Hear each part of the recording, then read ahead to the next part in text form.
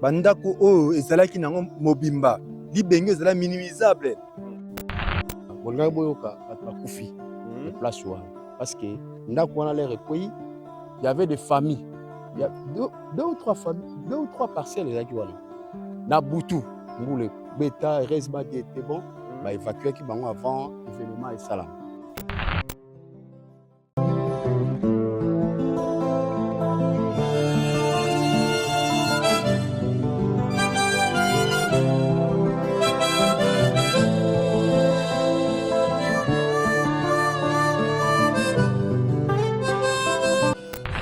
Qui se sont écroulés. Ma pas beaucoup y en a assez il y a libéng. Mais non foot c'est que mes parents va commencer sans abri, va commencer se débrouiller. Quelqu'un qui était bailleur qui devient locataire. Ça qui na bureau du quartier, que tu là qui bango peut lettre na bango, et que côté ça sous lettre nous sous pas à messe. Mais jusqu'à présent, non aujourd'hui réponse T. Tu côté sa lettre à commune, la secrétariat, na lettre na bureau ya bourgmestre. Lettre tikala sous Dano Cesaro Momo Monila Degam Julinga Momo Monila Degam Wonga.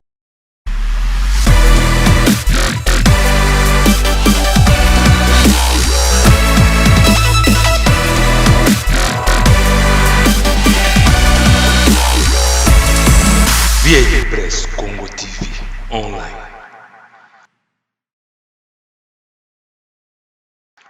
VIP Press Congo TV online. Bonjour, monsieur le journaliste. Oui, bah tozali wapi? Awa toza vraiment na Kisenso, quartier Amba, avenue Kingombe na Pinzi et Sangane esika moko. De direction oyo nde bomo nango boye. Et mati donc o avenue Salongo. Et mati tina mosquée tina wenze na biso abenga Akadi. Wenza Akadi. Toza direction wana. Si bozo mona boye. Bandako oyo ezalaki nango mobimba. Libenge ezala minimisable. Toko tika ngo kutu boye koma boye te. Mais bomoni ka ndenge ekomi donc po batu batambola po batu baleka. Ça fait combien de temps érosion ekomi boye? En tout cas 2 ans. 2 ans. Érosion menene il y a 2 ans. Il y a 2 ans, oui. Ah bon? Et bandaki na C. Si manango pe érosion mso eza. Obimela ti côté ya armée du Sali. Un centre de santé armée du Sali o abenga mo amba wana. Et bandako na pe esala boye yango komo ko mata eso ba tête d'érosion yango et komo ko zo ba venir. Bozo assistante ya mikondité bourgmestre ya te ni gouverneur ni en tout cas ni ba député provincial na bino bozo na bona Kisenso. Te ata mutu moko te.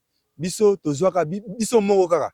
Association Emono Vivant même bord lisongi club ni yango esala ke non social yango esala ki lumière yango esala ke non ba nini union pour le changement yango bozo mona ke non ba saki oyo eza be fort personnel oyo ba réunion to sangana ensemble vraiment pour sani to bunda to lutter contre ba érosion. Mais donc c'est parce que tu télémise ali prise en charge binomoko ba association na nous en quartier Amande Bosali Biloko. Bisomoko non seulement ba différents quartiers Kumbu, Amba, Mbambi, nani Godet actuel pe na mona pe quartier kuna bima kuna yango to sangana ka ba réunion nyonso. Yango esala ke non union pour le changement to sala ke même bord un monde vivant yango esala ke non amour solide yango esala ke non to bunda pona érosion. Bon, moi je dirais ceci. Nous sommes dans notre commune de Kisenso. Nous devons être fiers. Ça c'est vraiment digne. Nous avons besoin que les autorités nous assistent. Ne fût-ce que les sacs vides, nous-mêmes nous allons nous battre. S'il y a aussi les moyens, on peut aussi nous amener aussi des poubelles là-bas qui traînent par-ci par dans la ville province de Kinshasa. On peut aussi nous amener des poubelles pour qu'on fasse quoi? Qu'on fasse tous les moyens possibles pour que les raisons soient un peu limitées. Là, vous n'avez pas besoin des engins. Si, il y a des engins, non, parce que ces foules-là viendront comment? Les foules-là viendront avec des engins, non? Nous ne saurons pas porter ça nous-mêmes avec des brouettes, avec des bêches. On a besoin des engins dignes de ces noms qui peuvent nous aider pour qu'on fasse un bon travail. Et que les maisons, les parcelles qui sont tout autour de nous, que ça soit épargné, non? Sinon, nous risquons de venir aussi. des familles. Oui, voilà, il y a des familles, mais c'est les journalistes. Vraiment très content. Par exemple, ici, regardez là, non, là-bas, il y avait des maisons qui se sont écroulées. Ma part, il y a les bengi. Mais, non, les parents vont sans abri, comment se débrouiller. Quelqu'un qui était bailleur, qui devient locataire. Je ne sais pas, il va louer où. Vraiment, vraiment, nous sommes très contents de vous recevoir. Si vous fassiez ce travail digne de ce nom, nous aussi, nous sommes très reconnaissants envers vous. Bien sûr que oui. Okay. Merci beaucoup. Merci. En tout cas, bonjour, papa journaliste. Tous en terrain na yo, ni nezo le cas tout le monde a vraiment tambusi biso makasi la kisi biso ba place où vraiment citation vous mes allez vraiment inacceptable. En tout cas, papa journaliste, je suis très ravi de vous voir. Oui. Premièrement, je vous remercie parce que je sais que par votre canal, les autorités seront interpellées. Vous voyez en face là, je suis notable. Hein?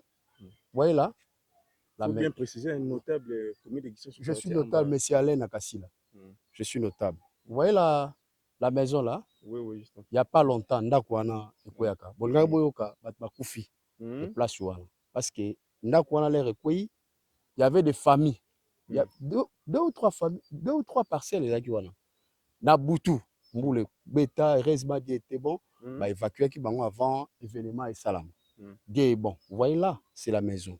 Ce que nous déplorons, d'abord, nous invitons, nous interpellons plutôt les bourgmestres. Je ne pense pas que lorsqu'il y a un problème comme ça dans une commune, les bourgmestres ne peuvent pas rester sous.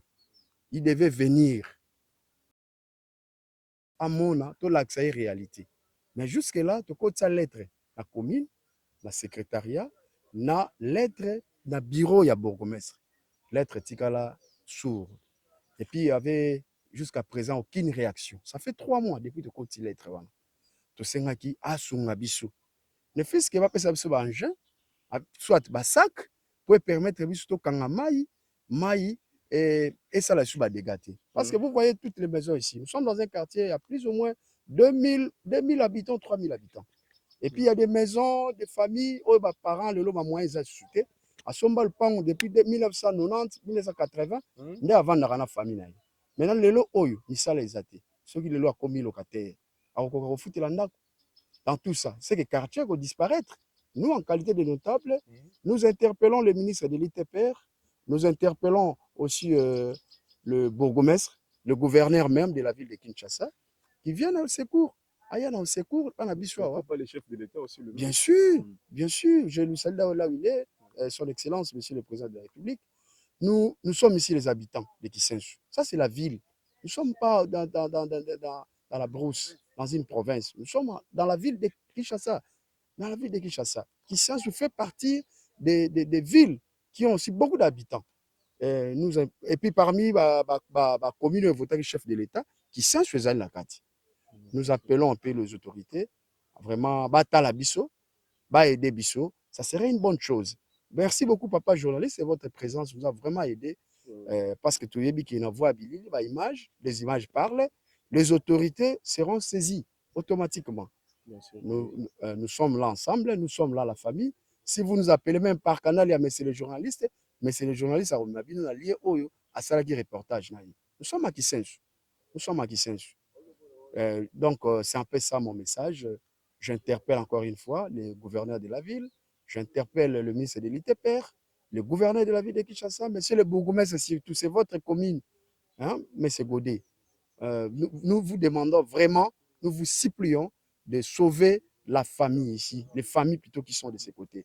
Nous sommes en danger, s'il vous plaît. En qualité de notable, c'est que je voulais parler à cette date ici, à cette date plutôt du 1er mai. D'ailleurs, c'est un jour, il y a mon salaire pour faire un travail. Je profite bien de cette occasion d'annoncer ces messages. Merci beaucoup, monsieur le journaliste. Je suis très fier de vous. Vous nous avez assisté, vous êtes toujours avec nous. Merci, monsieur le journaliste. Chef de riz, bonjour. Oui, bonjour. Si vous êtes le chef de riz, vous en avez venu. Kingombe. Kingombe. Ça fait que tout le monde condition où vous avez awa bomona bakonzi bapesa no message nini to bino moko bozobunda na effort personnel na bino moko bosala mwa mosala oyo ndambo bosali? Bon, depuis érosion ebanda libengi oyo, depuis libengi oyo ebanda tomona nanu bakonzi moko te, tomona nanu bakonzi te ya mboka na biso ke baya kosoutenir biso na misala oyo tozosala awa. En tant que chef de riz tozwaki mpe likanisi ya kosala liboso lettre avant tout d'abord tobanda kosala misala, parce que tomonaki soki tobanda yango biso moko ekopesa mwa mpasi parfois na bakonzi na biso. Nde tosalaki lettre tokotisaki na bureau du quartier, totikelaki bango mpe lettre na bango, toyei kokotisa su lettre mosusu epai ya bourgmestre, mais jusqu'à présent nanu tozwi réponse te. Donc tozela réponse tozwaka te. Ça fait combien de temps lettre kota pa bourgmestre? Bon, ça fait déjà 3 mois passés. Hein. Ah bon? 3 mois passés. Jusqu'à présent, tu as une réponse. Donc, tu as qui kosangana awa biso na biso réunion ba réunion nyonso o toza nango ya quartier na biso ya quartier na biso ya koto ya Amba to sangana ki na milieu ya Kadi union pour le changement de to sangana ki biso nyonso ben base aimons nous vivants même bord amour solide club social 3 fois libanga vision de to kosangana et puis club lumière to sangana biso nyonso de to salaki union pour le changement. Donc nde toyaki club na club yaki na basaki na yango nde tosanganaki toyei kosala mosala oyo parce que eza mosala moko boye tokokaki kosala yango mpena na maboko te, mais soki tomeke kosala boye mpo to arrêter mwa hémorragie ya érosion oyo, mais normalement ezosenga il faut bakambi ya l'état basoutenir biso mpona libengi oyo.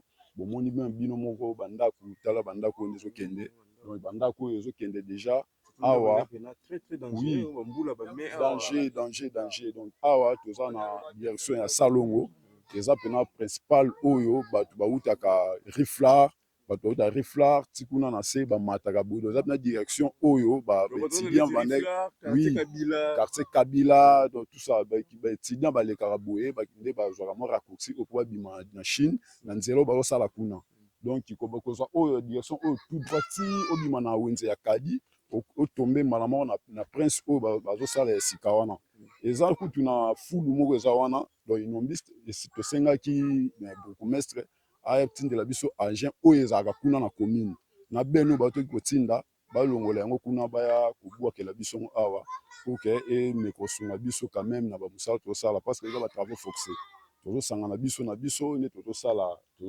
érosion oyo nde bomoni basaki oyo bamisala oyo esami awa ezali na bapoint fort na biso.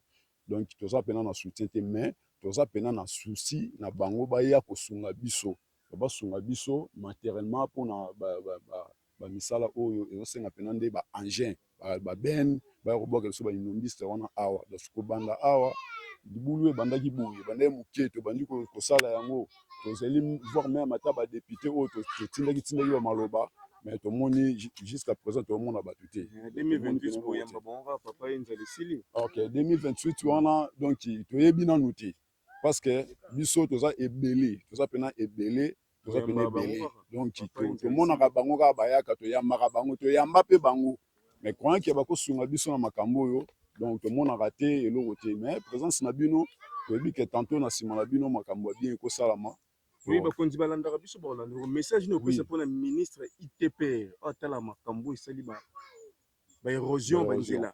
OK message na opesa eza ke bino moko bozozwa baimage bokokende nango ministre akomona ton ministre akomona ayebi ja na maloba oyo tozoloba susi na biso eza ndeke basunga biso na baengin na bacamion ben bafule eza nango parci parla na Kinshasa ebele okotambola aveni momona mpe fule ekangi nango aveni. Donc eza nango na érosion te eloko te, mais fule ekangi aveni donc pour rien eseti kosalite na ville ya Kinshasa.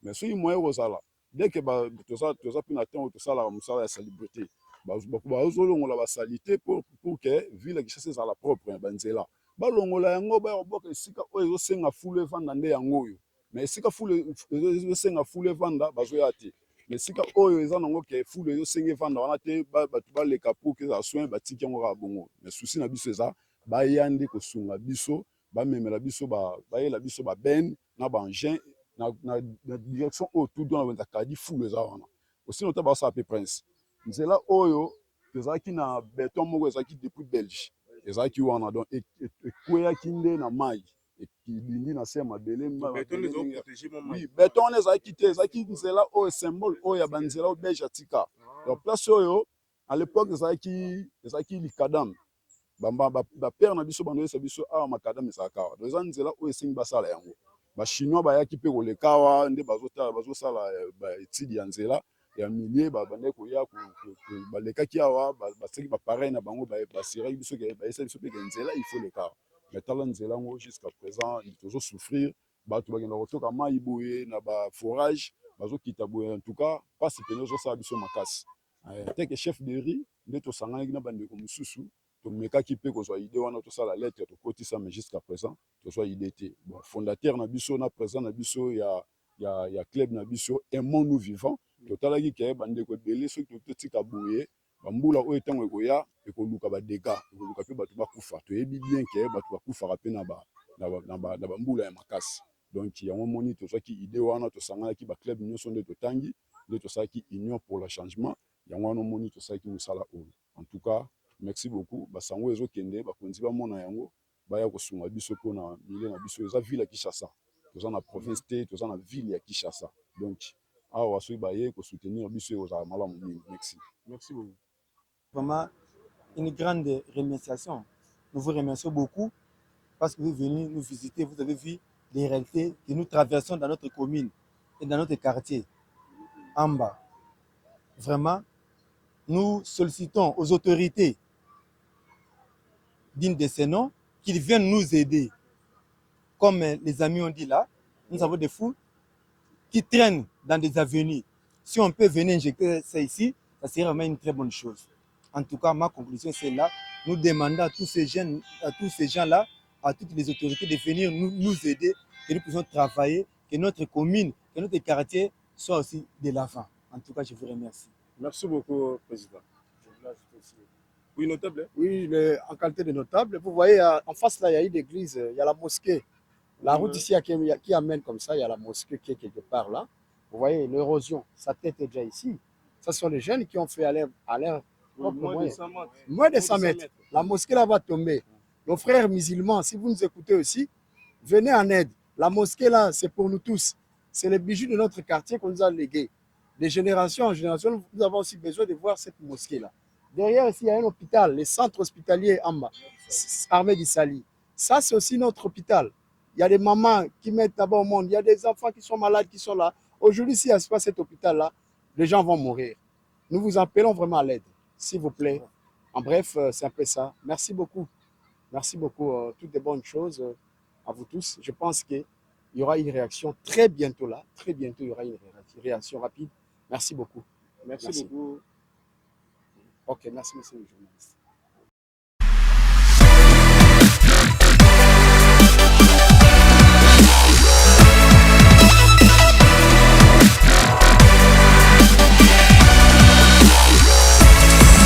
VIP Press Congo TV Online.